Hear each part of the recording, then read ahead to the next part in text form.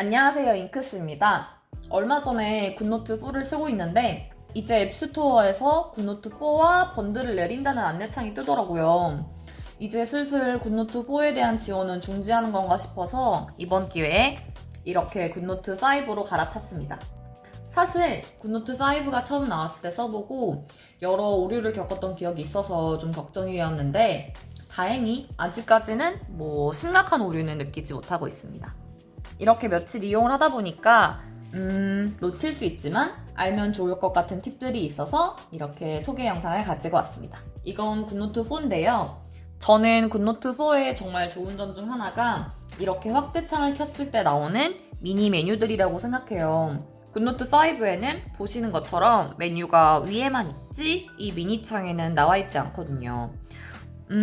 솔직히 다른 기능은 없어도 그러려니 하고 있지만 지우개가 없는 건 솔직히 좀 불편하더라고요. 대신 제스처 기능을 사용해서 그런 불편을 약간 해소할 수 있었습니다. 아이패드 제스처 중에 실행 취소, 실행 복귀라는 게 있습니다. 예를 들면 이렇게 쭉쭉 글을 써준 다음에 실행 취소를 하고 싶으면 새 손가락을 창 위에 두고 이렇게 밀어주면 됩니다. 이 제스처는 이 하단 공간에서 해도 되고 이 창에서 해도 되고 이 위에서 해도 관계없이 다 제스처가 들어갑니다. 그러니까 뭔가를 이렇게 써주다가 틀렸으면 바로 이렇게 지우면 됩니다. 지우고 다시 이런 식으로. 어떨 땐 지우개보다 이게 더 편할 수도 있을 것 같아요.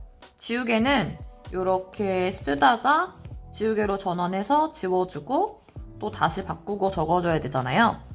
대신 얘는 제스처로 지우는 거니까 펜을 다시 선택할 필요가 없어서 그런 점에서 약간 더 편할 수도 있습니다. 물론 이제 여기 있는 지우개는 선을 절반만 지운다던가 이런 식으로 좀 더 다양하게 활용할 수 있지만 그래도 이 정도로도 굿노트 5의 어떻게 보면 좀 치명적인 단점을 어느 정도 극복할 수 있지 않나 생각합니다. 참고로 이 기능은 굿노트 4에서는 작동하지 않더라고요.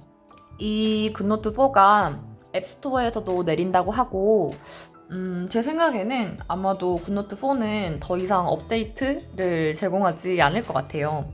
그래서 이런 제스처 기능도 먹히지 않는 것 같습니다. 다음으로 자세히 알아볼 기능은 분할보기 기능인데요. 이런 식으로 탭 날개에 분할보기 아이콘을 클릭하면 새로운 윈도우에서 열어줄 수 있습니다. 이거는 제가 예전에 번역시험 공부할 때 봤던 자료인데요. 예를 들면 이렇게 놓는다고 하고 여기서 문제를 띄워두고 여기에 답을 적을 수도 있을 것 같고 다 푼 다음에 이쪽에 답지를 띄워서 맞춰볼 수도 있고 활용법은 무궁무진할 것 같습니다. 그런데 사실 저는 개인적으로 이렇게 다른 문서 두 개를 동시에 띄워놓을 일이 별로 없어서 한 문서에 다른 페이지를 보는 걸로 더 많이 활용을 하는 편입니다. 예를 들면 이렇게 제가 사용하는 플래너가 있어요. 여기가 데일리 칸이고 여기 먼슬리도 있고 위클리도 있는데 이거를 계속 이렇게 펜을 해지하고 왔다가 갔다가 하면 사실 좀 귀찮을 때도 있거든요. 그럴 때 이거를 이렇게 새 윈도우에서 열어주시고 여기는 조금 불편한 게 뒤로 가기 버튼이 없습니다. 그래서 이 창은 이제 이 파일을 못 벗어난다고 생각하시면 되고 여기서 뒤로 가주셔서 또 이렇게 열어줍니다. 그럼 이렇게 이제 같은 파일을 동시에 볼 수 있습니다. 여기서 펜을 비활성화해서 6월달에 셋째 주 6월달 일정을 적어놓은 걸 보고 일정을 세부적으로 쓸 수도 있고 주간 일정을 적어놓은 걸 보고 쓸 수도 있고 마찬가지로 이쪽에 월간 일정을 띄워두고 여기에 주간 일정을 쓸 수도 있고 아무튼 이렇게 동시보기가 된다는 게 굉장히 편리한 것 같습니다. 그리고 저는 좀 신기했던 게 이렇게 같은 페이지를 띄워놓으면 이 두 페이지가 거의 실시간으로 동기화가 되더라고요. 이거를 어떤 식으로 활용하면 좋을까 생각을 해봤는데요. 이렇게 문제지를 두 개 띄워봤습니다. 요거는 제가 구매를 하고 아이패드로 공부를 하려고 이렇게 작업을 해놓은 책인데요. 예를 들면 이런 식으로 활용할 수 있을 것 같아요. 여기선 이렇게 하이라이터를 선택하고 여기선 펜을 선택해서 손만 왔다 갔다 해서 다른 기능을 사용할 수도 있을 것 같습니다. 여기서 이렇게 밑줄을 그어주고 여기서 이렇게 지금 이 페이지는 뭔가 이제 노트 필기할 게 없는 페이지긴 하지만 그 위에 뭔가를 적고 정리해야 되는 페이지에는 이런 식으로 활용을 하면 좀 편할 것 같습니다. 그리고 저는 지금 아이패드 6세대를 사용하고 있는데 6세대가 조금 이렇게 크기가 작은 편이에요, 화면이. 그리고 저 같은 경우에는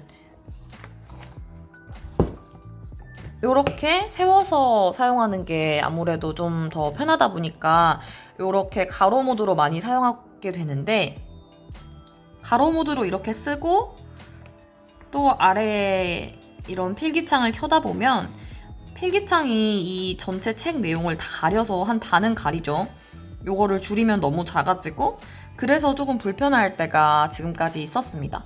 그럴 때 이 확대창이 오른쪽으로 왔다고 생각하고 이쪽을 이렇게 확대해서 활용을 할 수도 있을 것 같아요. 예를 들면 이쪽을 보고 읽고 있다가 뭐 밑줄을 치고 싶다거나 필기하고 싶은 부분에는 이렇게 적어줄 수도 있을 것 같고 아까 그 계획표로 돌아가 보면 그리고 제가 요즘은 또 이런 걸 쓰고 있거든요. 하루 동안 컨디션에 영향을 미치는 요인들을 시간대별로 좀 적어보고 뭐가 내 컨디션에 제일 영향을 많이 미치는지 이런 걸 확인하기 위해서 로그 일지를 적고 있는데 이렇게 세로로 긴 서식의 계획표를 쓸 때도 유용할 것 같습니다. 이쪽은 이렇게 확대를 해놓고 이쪽은 확대하지 않은 상태에서 여기서 9시간을 잡고 이쪽에서 9시간이라고 적어주고